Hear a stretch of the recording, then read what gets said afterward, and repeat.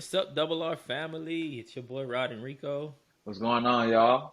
Yes, sir. We coming live to you from our houses or in-home studio.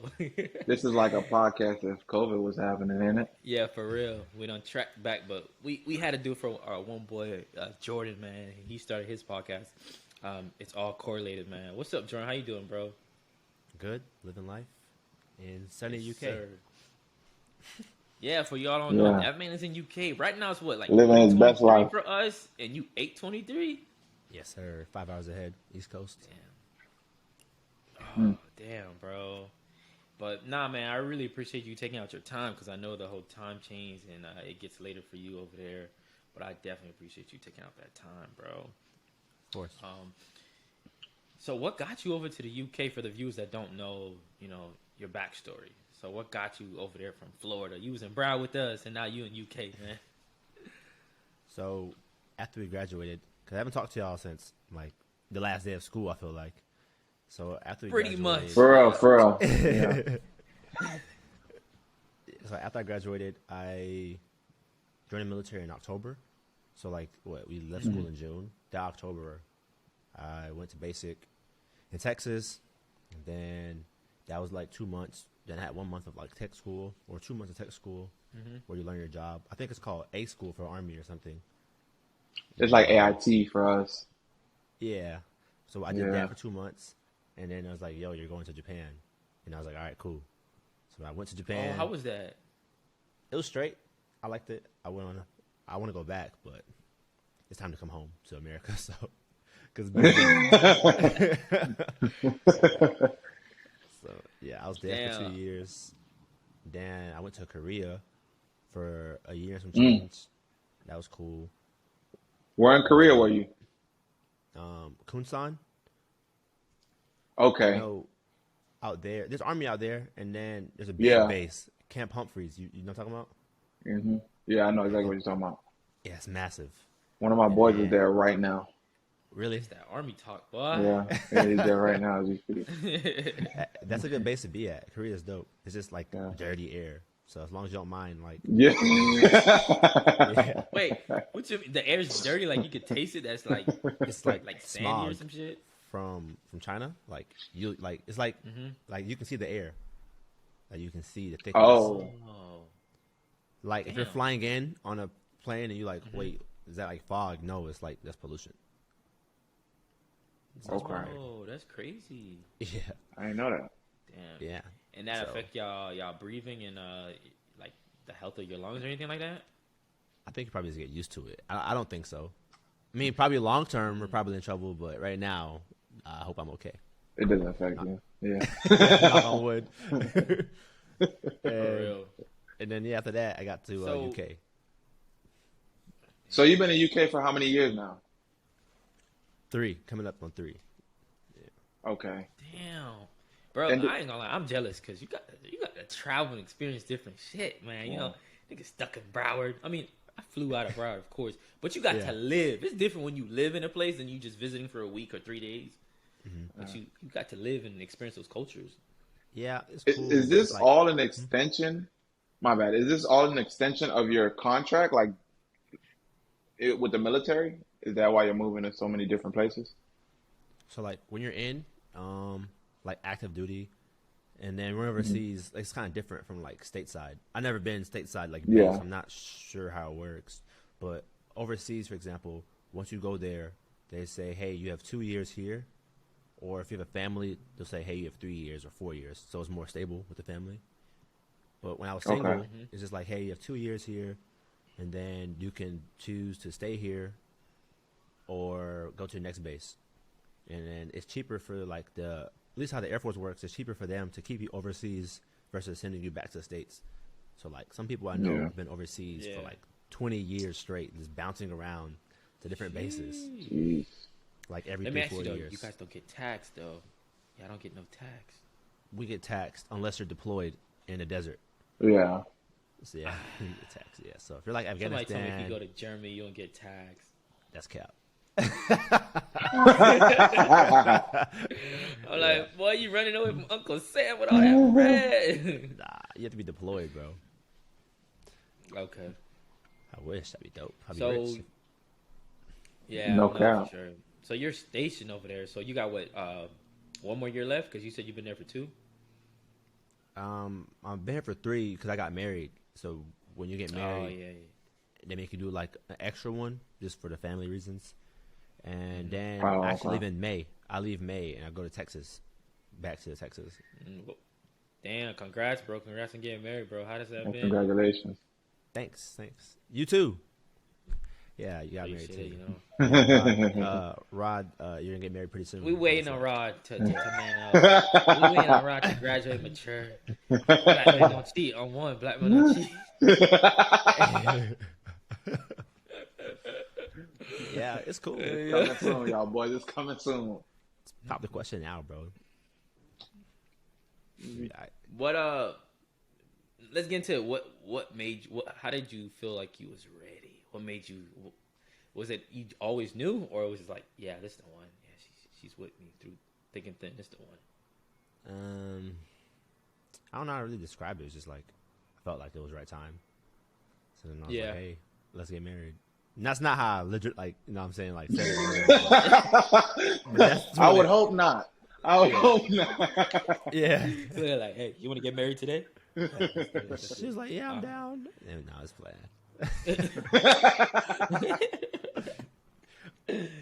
But that's dope, bro. That's dope. Because, I agree with you. You kind of just feel it. You're just like, you know what? Yeah, it's about time. Yeah. Yeah. So let me ask you something. When you come back you say you're coming back stateside Texas. next year. Where are you in Texas when you come back? Well, he come back May. Yeah, in San Antonio.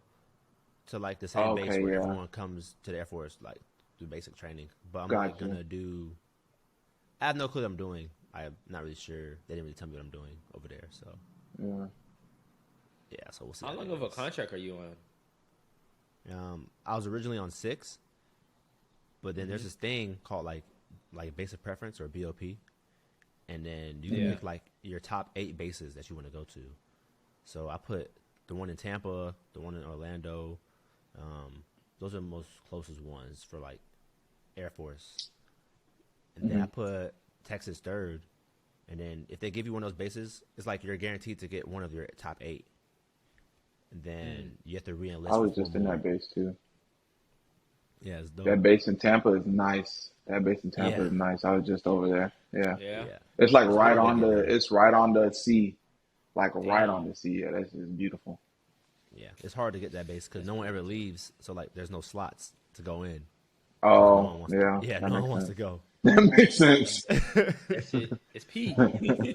Once you're there for the long haul. And then they'll pay for your crib, But once you go in Texas. Yeah. Oh, they do? Man, pay for my crib, dog. Yeah, man. Y'all get a lot of benefits. You niggas get a lot of benefits, bro. Because we fighting for y'all. Yeah. We fighting for y'all. You don't live not one fist. Hey, you don't always have to lift a fist to fight. That's all I'm saying. Yeah. That's all I'm going to say. Yeah. No. Yeah, that's crazy. So now you're moving to Texas. So now you get to come back to stateside. So what got you into starting your podcast? So like I started investing maybe like a year after I joined, so like 2017. I started investing into crypto first. It's kind of funny. I bought crypto at the like Pico top, like the top back then when Bitcoin first hit 20,000, and everyone was like, "Oh, Bitcoin." I bought it like, kid you not, the top like the day of, like buy with all my money, it's gonna go up, blah blah blah blah. So I bought like all these stupid coins, and then it went like they all went down, and the coins I had went to like 0. So I'm like, oh, that sucks, whatever. And then I just started buying stocks. Then I kept buying. Well, I didn't buy crypto for a minute, but I kept buying stocks. And I guess it's over time as I learned more and everything. I kept hearing people say stuff like this past bull cycle, where like Tesla was going up, Dogecoin was going up, Shiba Inu, all those coins were going up, and people were just saying like, oh, these coins are great, but I'm just like, these coins aren't useful, you know, because like I just like, like I experienced like, hey, these coins will go to 0, and then real quick on you. So I just felt like it'd be cool to have like a platform where I can say what I think is like true, I guess. like my truth about investing, if that makes sense, or my viewpoint on investing. Yeah. So that's why I started it. That's dope. And because it's a lot of gray area when you start out to try to get into Bitcoin or regular stocks or crypto, all of that. You're like, you lost, bro. If you don't know what you're doing, you're gonna join in a coin and get the rug pulled under you. Because I experienced that. Really? I forgot what me and Floyd, me and Michael jumped in this one coin, and it was climbing. Man, I hit $1,000. I was like, oh. He's like, Rico, let go a little bit more, and then we gonna pull. By the time I pull, y'all boys, I pulled out only $200. Damn. You chase. Yeah. You get caught chasing, bro. Yeah, that's how it is. I wouldn't. My bad. Go ahead. No. Go ahead. You good? Yeah, I think like I've had the same thing happen to me. You just get like, I guess it's like almost like greed. Just like, oh, it can go higher when you've already made 1,000, 2,000, 3,000, 4,000. But I think if you go in there with a goal, like, okay, if I hit 1,000, no matter what, I'm gonna sell right here. I'm pulling. Yeah. If you have like the initial goal before you start doing it. That's really the big key, because if you don't have that goal, you're just gonna end up like chasing for no reason, and you're gonna lose all your money. And then you gotta know when to hold, but it's tough to hold crypto. I rather hold on stocks than crypto, because you just never know. But I still, what apps were you using? Were you using the crypto app, or were you using what's the little MetaMask or anything like that? Yeah, so I use like an assortment of different things, but to buy, I use Coinbase mostly, and then Kraken. Coinbase too, because those two have been around since like 2012. So like they're not gonna go down like how FTX did, you know. Yeah. Hope not, or I'm broke. But yeah. But I don't hold my crypto on an exchange. Yeah. So like, if you let me ask you the insight on that, because I didn't understand why they were going down. Can you tell us a little bit more why NFTX went down? So FTX is the exchange. It's owned by this guy named Sam Bankman-Fried. It's kind of confusing. It's kind of like, it's not funny, but it's kind of like a funny story. So back, it started. I don't know if you remember like this coin Terra Luna when it went to like 0 in 2 days. Yeah. So when Terra Luna went down, this venture capital fund named like Alameda, which is also owned by Sam Bankman-Fried, I guess that affected them. Damn. But they pretended like they were still up and running, right? Yeah. But they were supposed to go bankrupt like everybody else did, like how Celsius and all them went bankrupt. So what happened is Sam Bankman-Fried, he owns both FTX and Alameda, the investment firm. He used customer funds from FTX to keep Alameda open. Right? No. Sounds kind of confusing. So say like you put $10 in, you think that you have Bitcoin and Ethereum. It's like, no, bro. He moved that money to keep open his other company. Oh. So when like then on Twitter, so on Twitter, this one day, these two like exchanges, Binance and FTX, like Sam Bankman-Fried, they have like an argument. Then a guy from Binance said, "I'm selling the FTX token. Like I'm just gonna sell it. I'm out." And then that had like a bank run, pretty much. A bank run is when everyone starts selling at the same time. So everyone's trying to get the money out of the exchange. If the exchange works properly, they should have everyone's funds like 1-to-1. But they gave the money away to the other people. So when everyone tried to get the money out at once, there was like, there's no money to get back to everybody. So there's no money to pull out. There's no money. And then they shut down the exchange, shut down withdrawals. And it was like, all right, you caught me. We're bankrupt. It's not funny because it's really sad, but it's like, that's what's happening. So did nobody got their money back, huh? Some people did, like rich people. I heard that rich people were able to get their money, and if you lived in Bahamas or something at the time, you can get out. But right now, most people cannot move their funds. Damn. And of course, they were. That's the same thing that happened when GameStop, when we were trying to like literally. Not the same thing, but when everybody was trying to pull or buy more, they stopped the buying power or the selling power. I can't remember which one it was. Yeah, Robinhood stopped trading. Like, yeah. It's like, nope, you can't do anything. And they allow the rich people to get their money back that were betting that GameStop was about to go bankrupt. Yeah. And people were keeping GameStop up because we were buying that shit. and we were fucking over the hedge funds guys, and nope, they made that phone call and said, "Yo, pause this shit so we could sell out right." Yeah, that's crazy. I couldn't believe they did that. I was like, this is like they're breaking the law, but there's no punishment for that. No, for real. And they didn't. No one got in trouble. And when the guy came up, the Robin Hood guy, bro, he looked so fake. Yeah. Like, but he was mad pale. What? I'm talking about mayonnaise pale, bro. Probably an alien or one of those lizard people or something. Yeah, this man's a clone. This is a clone. He's not real. This man's a clone, bro. Yeah, facts. But damn, that's crazy. So how were you able to get some of your guests? Were they the ones who were trading with you? Most of my guests. Who's my first guest? So the first guy I had on there, the one that was a nonprofit. You guys were talking about Forex. Oh, the Forex guy. The first one? Was that the first one? Or was the other one? I think? He's my latest. You probably saw him like the latest okay. on the on my feed. But the way I met him, is through my brother-in-law because he's like this millionaire Forex trader. He's like raw, like he's really good at trading. Mm. He's like 26. He lives by himself in Miami, and he just trades Forex. But my brother-in-law is like his personal chef. So when I asked my brother-in-law, like, yo, like, link me with him so we can talk about trading. And he was like, all right, cool. And then the guy was like, yeah, sure. And then that's how I got him on. That's dope. One of my other guests, we talked about crypto. I met him at a crypto conference in London, and we linked up, and then we talked about crypto on the podcast. And the real estate guy, I don't know why he's in the military. I think he's like a multi-millionaire. But I think he likes his job, though, because like I think he's a pilot or something, special operations. He won't tell me what he does. Yeah. He does something cool, though. Yeah. You know what's crazy, though? You say that because sorry to cut you off. No. There are people that actually have money, and the ones that actually really have money, they get bored. So they'll like to do a day job just because they're bored. I'm just like, man, I'm trying to get the bag and get this job. Yeah. And you telling me you got money and you just trying to stay in here? Something not right. What did you do? I think he might be a pilot, though, so maybe his job is like really fun. Fun, yeah. So it's kind especially a pilot, you get to see different things.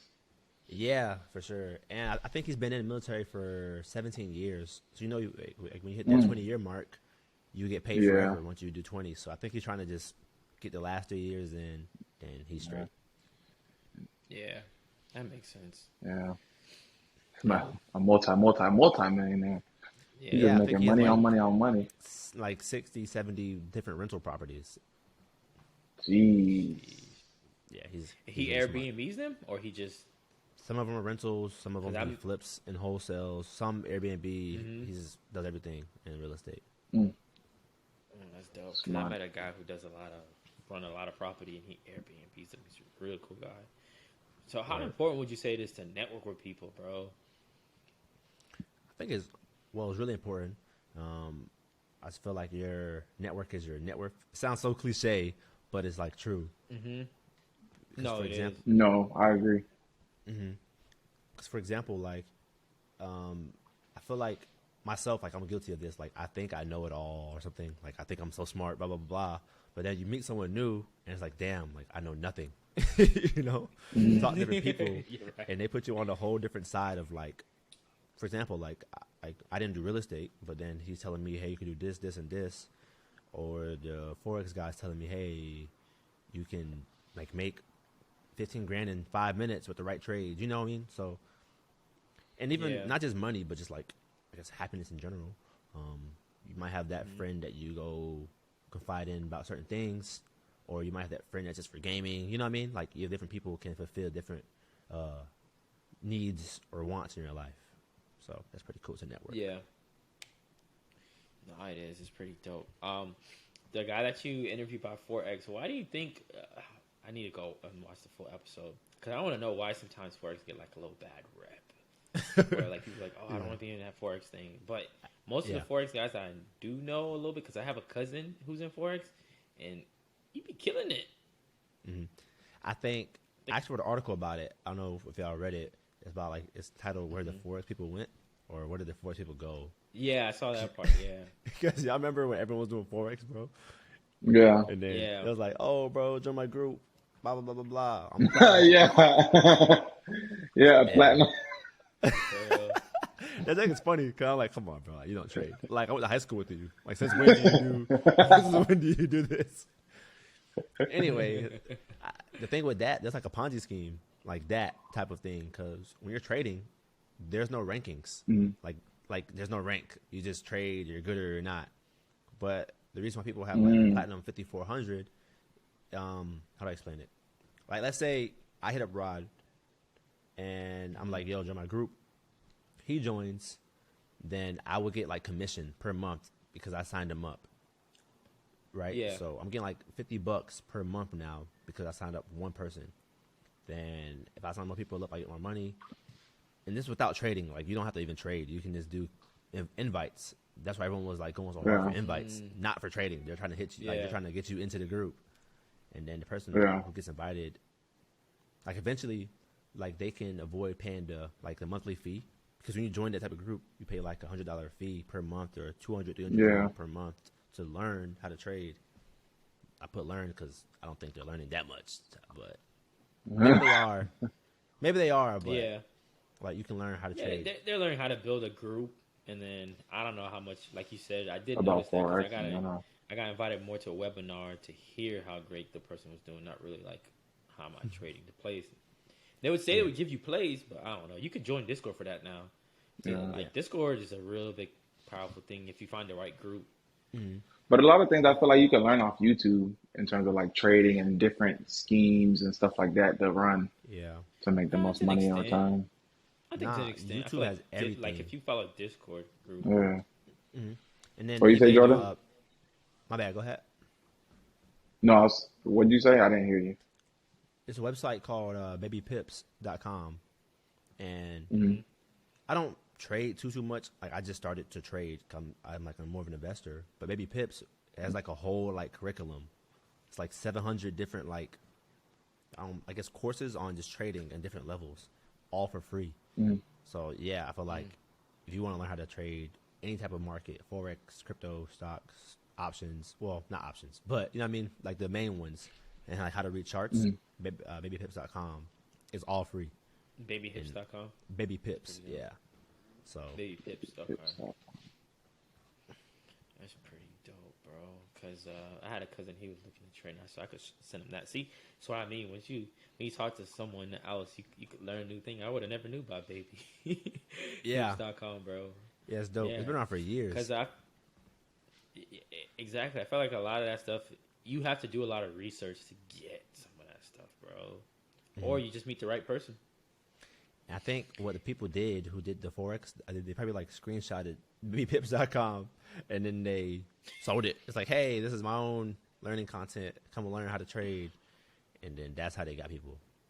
It's really, it's kind of slime, but I guess, I mean, people ran it up a little bit for the time being. Yeah. Now, what has been your podcast woes? We all have them, bro. Or like, when you first started podcasting, some shit happens. You're just like, bro, how can I get this file and that file back? Have you faced any of that yet? Yeah. So like Riverside, I'm not sure if y'all using Google Chrome, but like, it's kind of like stupid. So like right now I'm using my iPhone as my camera, right? It would not work with Chrome. Like the iPhone to Mac, Chrome can't read it. It's like doesn't understand what's happening. So then whenever I have an interview coming up, I'm just like, damn, why is my Chrome not showing like my proper camera? And I was trying to figure out for hours. And eventually I had to use like Brave browser, which is like a different browser. It's like Safari, but it's called Brave. I download that and fix the problem. And then these two stupid lights behind my computer, they didn't work sometimes. I was like, bro, like I'd be wanting to cry. I'm like, bro, why is it not working, bro? Yeah. that was me last night. We shot an episode last night. And at the studio, and our guy Boozy, as I was taking the equipment apart, the laptop crashed. I'm sitting here like, bro, what the fuck? I get it up again because we use Ableton when we're in person with people.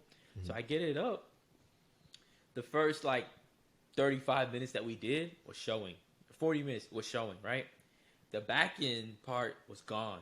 I was like, yo, what the fuck? Yeah. It was gone until I went on Safari or Google Chrome and just searched up how to recover files when your computer unable to when it crashes. It took a while, bro. I had to search through the desktop user and put the letter A, and then I looked at the time slot and I seen it, and it was already saved as an MP3 file. So I clicked it and it played on Apple Music. I was like, thank God, bro. Yeah. Because you run a lot of crazy stuff when you do podcasting, bro. A lot of technical stuff. And you guys are pushing out episodes every week, yeah? Trying to. Every week and sometimes every other week. Yeah. It depends. Like, we did an episode last week and it's on hold because we shot it with the iPhone, which is really good. Like, the iPhone gives you a lot of good quality. But when I airdrop it to my Mac, like I was telling you before we got on air, my Mac is so full from all the coding stuff that I was doing that I'll get the whole video onto the Mac, but it won't move from the MacBook to my hard drive because I edit on a bigger software. Yeah. And it won't move because it's like, your shit's too full. I can't move this for you. Dang. So I'm trying to figure out how I can edit in the phone. Not edit in the phone, but turn how much gigabytes it is, because it's 9 gigabytes basically. So you record it in 4K? Yeah, bro. Or maybe 1080p. I think 4K. How about to say, yeah, 4K is massive. I don't even try. Yeah. I'm stop doing that. I'm gonna stop doing that, bro. I'm about to start sticking to 1080p. Yeah. Yesterday we had the camera, because sometimes we have a camera guy. Mm-hmm. He travels a lot, and sometimes he's with us, and sometimes he's not. But it's podcasting, bro. You gotta make it work. Yeah, I think it's really low overhead when you're doing like this. That's why I was like, let me just get my iPhone, get a good mic, and some cheap, some like decent lights, and it was like what, like $700 for everything, excluding the iPhone. That's not bad. So I was like, yeah, I'm straight. What company with mic you went with? What company did you get your equipment with? So I got the Shure SM7B, which is like, I guess everyone says like the gold standard for mics. So I just got that, and then I have the Elgato Keylight Airs. I have 2 of them behind me, and they're just shooting in my face type shit. So, and then I run like the lighting from my computer, so I can just slide it if it's too bright or something. Oh, that's pretty cool. Okay. And just my iPhone. Yeah, we went. When I first got into it, I went with the Rockaville. I don't know if you saw that. They're pretty decent. Like, for your mic? The mics are for the mic, the mixer. They had like a package. I think it was like, it's pretty cheap. It was like $200, I believe, or $300 for 2 mics, 1 little small mixer, and headphones as well too. Like these headphones came in with a deal as well. And I'm like, yo, that was, because it was just me and one other guy when I first started the anime podcast that I do. But yeah, you can find some pretty good stuff. You don't need like crazy equipment to start out. You just need to start. Yeah, for sure. And I think that, like, that's the most important part is just, well, for me, like a mic, because I was like, personally, like in the mornings I'm listening to podcasts, and like my biggest pet peeve if the guest has a bad mic, I will turn the episode off. I'm not listening to it. If the guest has like really bad audio, I don't know. I just can't listen to like bad podcast audio, so I'll just shut it off. You ain't lying, bro. It's kind of. If it's bad audio, then what are you really listening to? That's what I'm saying. Yeah. Like, it don't matter what. Like, it could be Warren Buffett giving the best advice of all time. If his mic sucks, I'm not hearing it, bro. Go put some music in the background for you. Yeah, it's trash, dog. Just in case. Yeah, for real. I wanted to ask you both this question earlier. What's the that would be an easy question to ask. I was gonna ask, what's the difference in the bases for you guys? What do you think? Is like, you're Army and he's Air Force. Do you guys have beef? Is it like do you guys have beef? Is there turmoil in the military? I only beef with Marines. That's it. Yeah. That's it. Why? Are you guys? I feel like I don't think there's any beef towards like Army and Air Force. I do feel like Air Force is easier though. I feel like Oh, I Jordan, do. get on him. I do. I do. It's easy. But Yeah. I mean, other than it's military, you got to do certain things you don't want to do. You got to do certain things that you like doing. You know what I'm saying? So Yeah, I think yeah. that the closest branches that I've seen is Army and the Air Force. I don't know if you know this, but the Air Force came from the Army after World War II.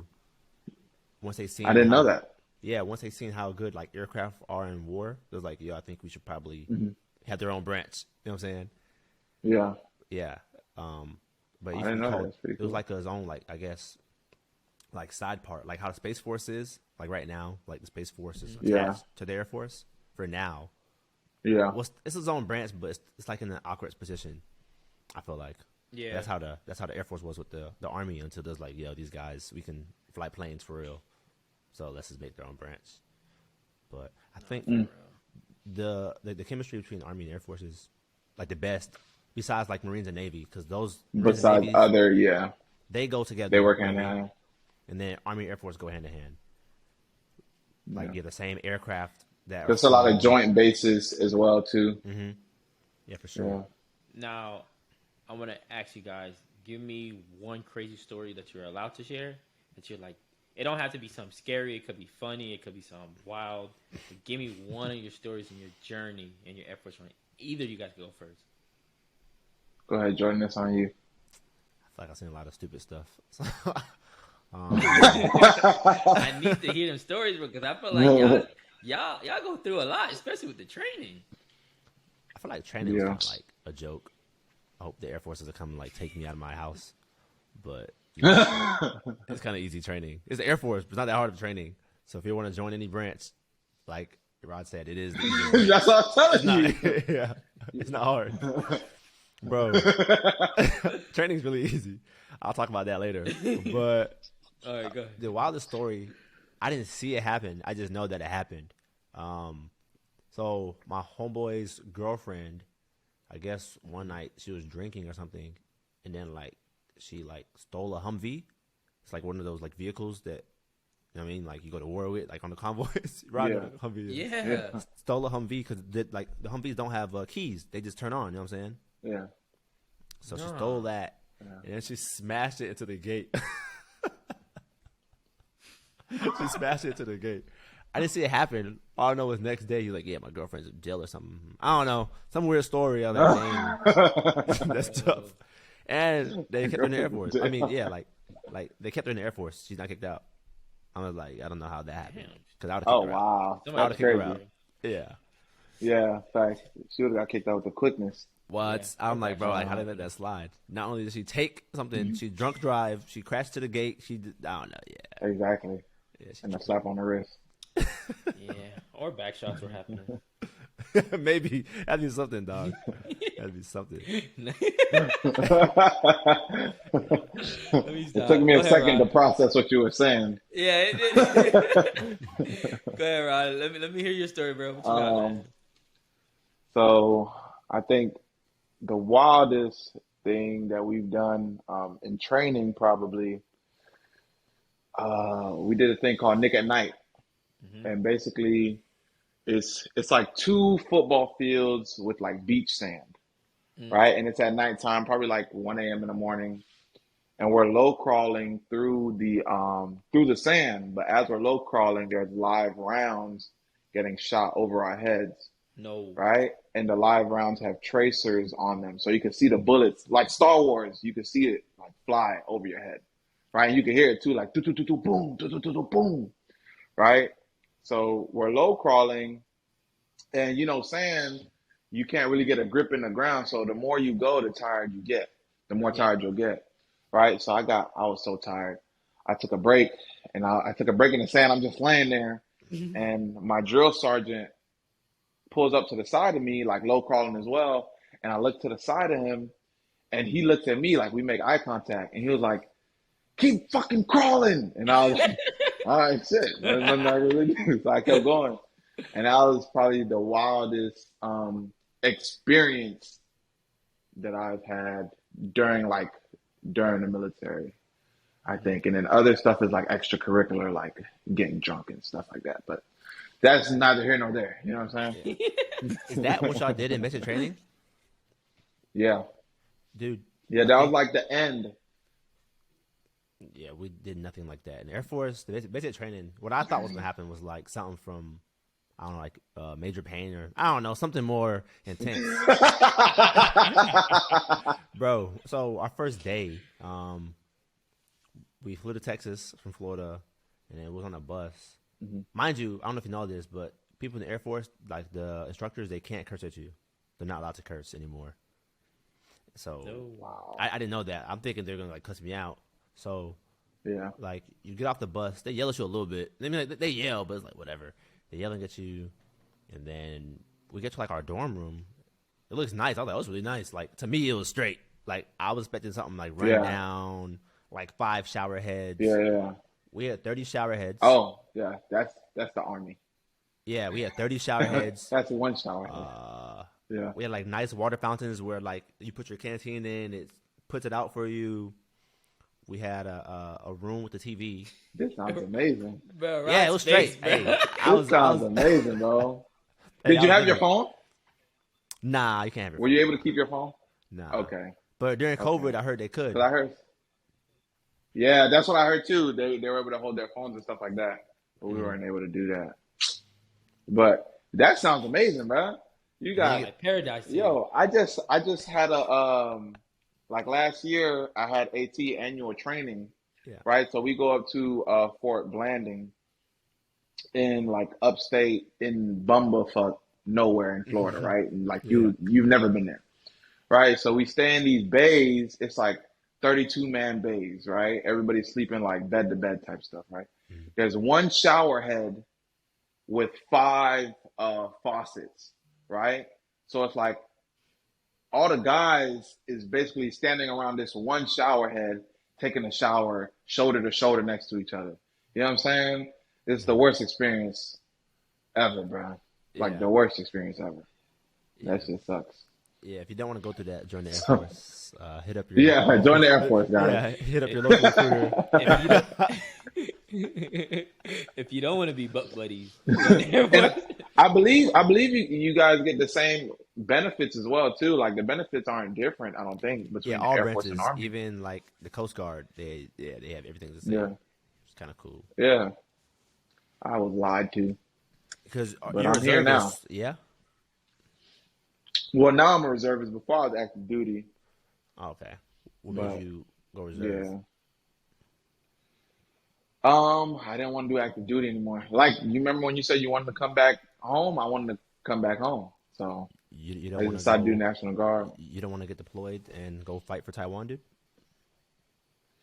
No, I do not. I do not want to do that. There was one time I almost got deployed to Afghanistan, but I ended up getting on profile, for my legs. Jeez. So I couldn't go, which is crazy. Yeah, that'd have been rough. I mean, I've never been out there, but the way people describe it, it's kind of like stupid. Depending on your job, it can be like wild or just like kind of wild. Yeah. For our job, it's like logistics. So you're like stuck on base usually. They don't send you out to like do convoys. But that base gets constantly like hit with mortars daily. Yeah. And then people always say, what do you guys mean by mortars? It's like little like bombs just hitting the base over and over and over. And then they be like, "Oh, you get used to it." That's what they say. I'm like, what do you mean? That's crazy, bro. One of my friends was a chaplain's assistant. He was a chaplain's assistant in Afghanistan, and when he was off shift, they blew up the building where his office was. Dang. So when he obviously he woke up and stuff, and he was he still has PTSD to this day. And like if he was there, he wouldn't have been here anymore. You know what I'm saying? So, yeah. It's kind of like surreal.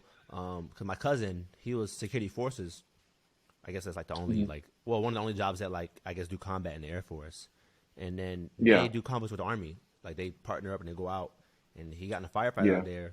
Thankfully, no one in his convoy passed away. But it's just like the whole it was like surreal. It was like, holy crap, these people are trying to kill me. Yeah.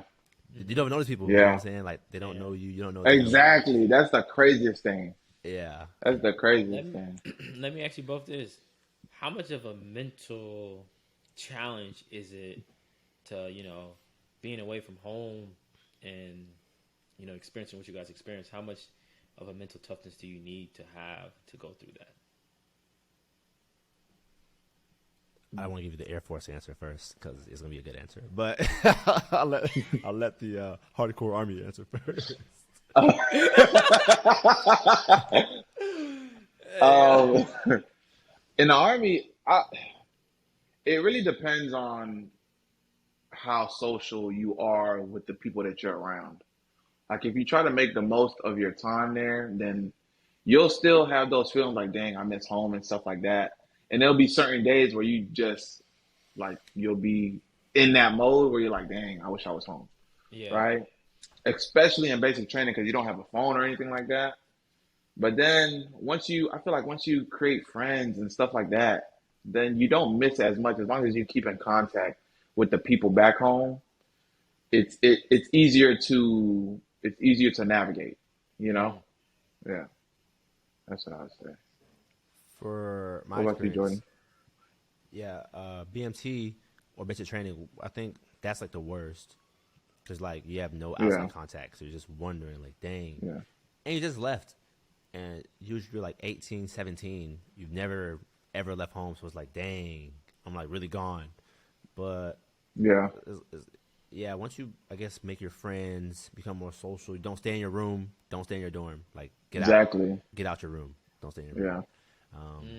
Start experiencing life. It's like, okay, it's not that bad. I think you're just pushed more into adulthood faster. Like, this, like, hey, you're on your own. And then, Yeah. I guess it's mentally just, the biggest thing for me is just be prepared to hear different perspectives of people. Like, for example, like South Florida, growing up, I think like high school for us, right? You would think like most people were more, for our area, people are more democratic. You know what I'm saying? Just naturally, because that's the area we live in. We live in a more diverse area, right? We have Yeah. people from Haiti, Jamaica, Mexico, Cuba. Like it's yeah. like everyone's there in South Florida, so you're just naturally more like liberal in your thinking, point blank, right? But then once you get out and like see the people from Vermont or West Virginia, then you hear them talk. I remember one time someone told me, "Yeah, we need to build that dang wall up." I never heard that before because to me that sounds like that sounds wild. Like, yeah, that sounds stupid. Yeah. But to them, in their point of view, that makes sense because of how they grew up and what their upbringing was. Because they might be from an all-white town, and their news network is different. Their Google results are different because I mean, everything about their life is different. So I think that's like the biggest hurdle. Just be prepared to experience or just see different points of views on life. Yeah. That is true. That's a big thing, bro.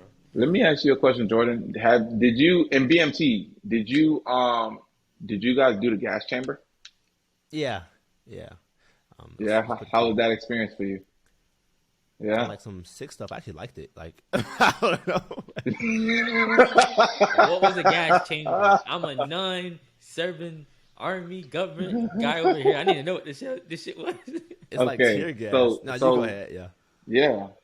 So what they do is they take, I forget what the pill name, but they have you like lined up. Well, in the army they have you lined up in two rows. I believe it's like 12-man rows each. They show you a pill, like a gas pill, what they actually use to, in gas chambers to, kill people, right?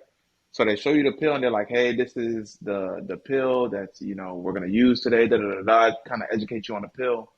And the whole purpose of the gas chamber is to show you that your gas mask work, right?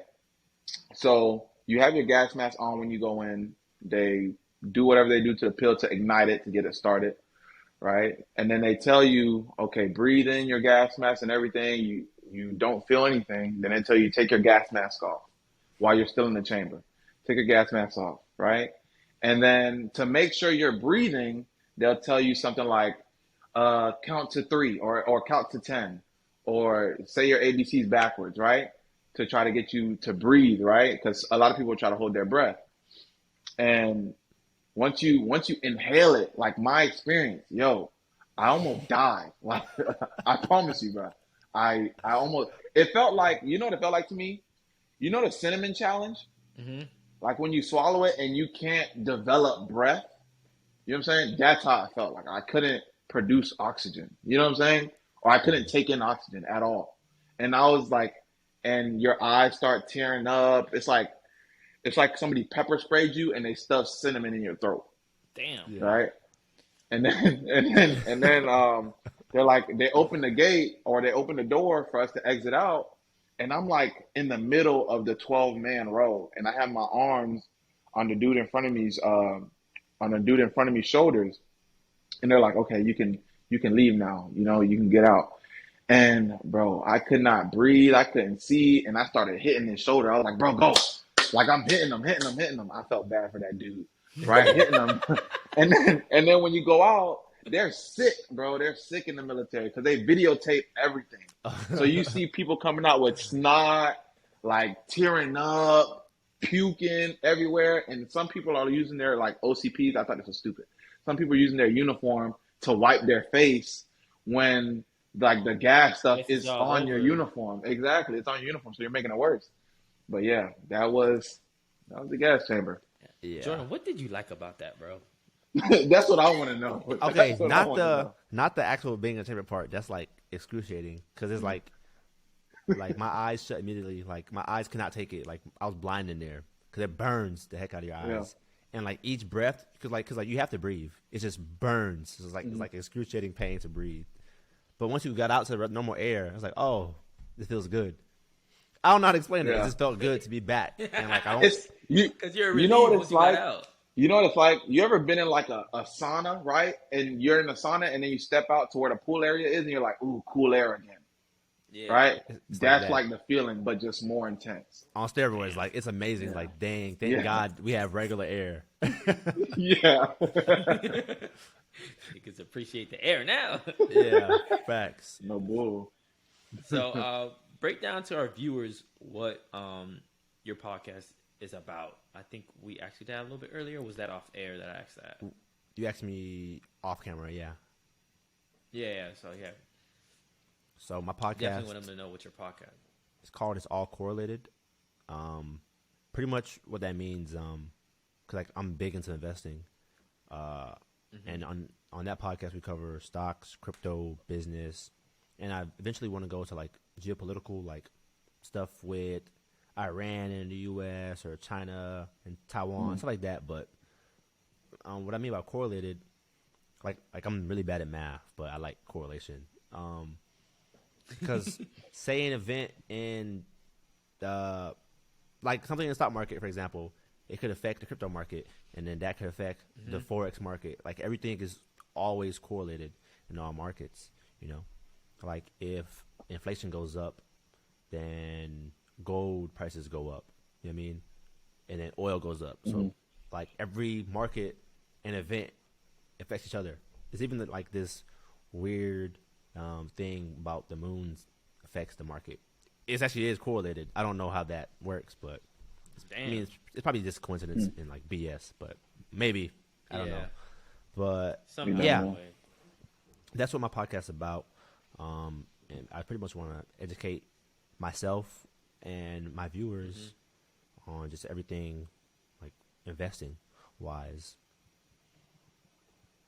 That's dope. So where can they find your podcast? On what platform is it on? And where can they watch it?